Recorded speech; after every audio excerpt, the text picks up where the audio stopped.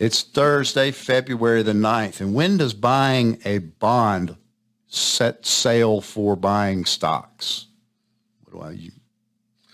When does buying bonds set sail for buying stocks? A telltale sign. When's the change occur? Interesting question, because that's something we're challenging ourselves to think through this week. Let's say you had, and this number doesn't mean anything. Let's say you had 7 things you were saying that you needed to see. Yeah. And let's say we needed were to see to buy back into the market. The market. And let's say we saw 4 of those things now.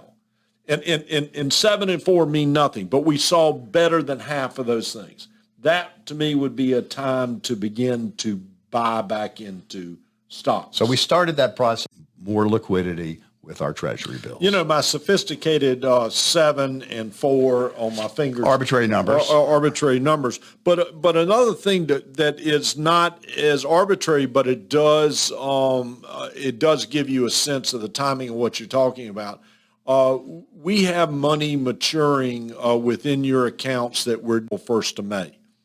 I would not be surprised, again, depending on what the Federal Reserve does and how the market reacts to that if in that latter step we are not taking another step towards this. Another thing that we did this week, we all are having anti-equities, but we're now getting a little bit more positive. So we're seeing some signs that things are solidifying.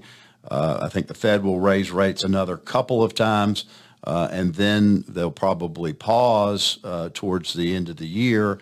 And I think we'll start to make some moves if everything remains status quo as it is today. We're looking at this awful hard. We look at it every week. We have discussions here in our office about it virtually on a daily basis between all of us. If you would like to ask any questions, if you would like for us to meet, have a Zoom, just reach out to Chelsea and she'll be glad to set that up. We'll be glad to meet with you and have a conversation. We do it because we know it is your money. And your money matters. Have a great weekend.